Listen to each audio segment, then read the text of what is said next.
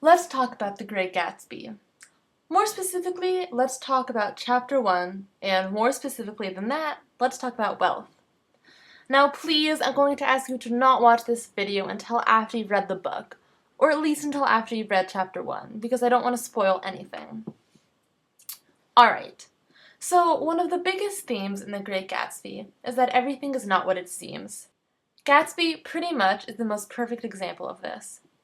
But another perfect example of this is the theme of wealth, and how on the outside it seems like everybody who has wealth is living an amazing, extravagant lifestyle full of happiness. But actually on the inside, once you delve a little bit deeper, everybody who has this extravagant lifestyle is actually pretty depressed. Let's talk about Tom and Daisy. More specifically, the scene in the first chapter where Nick goes over to Tom and Daisy's house for dinner. One of the very first impressions you get of Tom and Daisy is their house, and Nick describes their house as being even more elaborate than I expected, a cheerful red and white Georgian colonial mansion overlooking the bay. This pretty much sounds like the nicest house ever. Like, if you don't want to live in this house, then I don't know what's wrong with you, because it sounds awesome. And later, Nick describes Daisy and Jordan almost as if they're angels. They were both in white, and their dresses were rippling and fluttering as if they had just been blown back in after a short flight around the house. This description of Daisy and Jordan perfectly elaborate on their carefree nature in society, and it's pretty appealing, is it not? As the evening goes on, though, Nick realizes that Daisy and Tom's life is actually kind of terrible. Daisy even says, everything's terrible, and she says that she's having a very bad time. Tom makes a lot of racist remarks that makes everybody, including the reader, feel pretty uncomfortable. We find out that Tom is cheating on Daisy, and Nick wonders why Daisy doesn't spend more time with her daughter. From the outside, their beautiful mansion and their angel-like appearance makes Tom and Daisy seem absolutely perfect, but on the inside, it turns out that their life is not one that anybody wants to be living. Yet their life is still very appealing, and I think Nick sums up the allure of their lifestyle really well in a quote that, don't sue me, is from the second chapter, but I'm going to use it in a video about the first chapter anyway, when Nick says, I was within and without, simultaneously enchanted and repelled by the inexhaustible variety of life.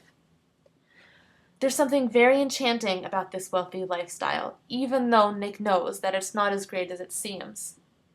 Perhaps this is why Nick and Gatsby get along so well. They're both outsiders to this lifestyle, trying to be insiders. But that's a topic for another video. Now, if this is the quote that sums up the rich lifestyle perfectly, I think the character that sums up how the rich lifestyle isn't as great as it seems perfectly is Daisy. She is described as having a promise that she had done gay, exciting things just a while since, and that there were gay, exciting things hovering in the next hour. She is the perfect example of somebody living a happy, carefree lifestyle. Yet, Daisy's life isn't as awesome as it seems, and Daisy herself is not a happy person. For a moment, the last sunshine fell with romantic affection upon her glowing face. Her voice compelled me forward breathlessly as I listened. Then the glow faded. Each light deserted her with lingering regret, like children leaving a pleasant street at dusk. One thing about The Great Gatsby that you're going to want to look out for is the symbolism of the color yellow. There's a lot of yellow things in The Great Gatsby, and it's not a coincidence that every color in this video is yellow. Yellow in the book represents wealth. So, if we're looking at sunshine, which is something that is clearly yellow, being on Daisy's face, then that's talking about the wealth that Daisy has, and she's described as looking glowing. But once she gets stripped of that wealth, or she gets stripped of that sunshine, aka the glow faded, she's left with a lingering regret. What this is basically saying is that once Daisy is stripped of the wealth that encompasses her, she's actually a pretty sad person. Happy stuff, right?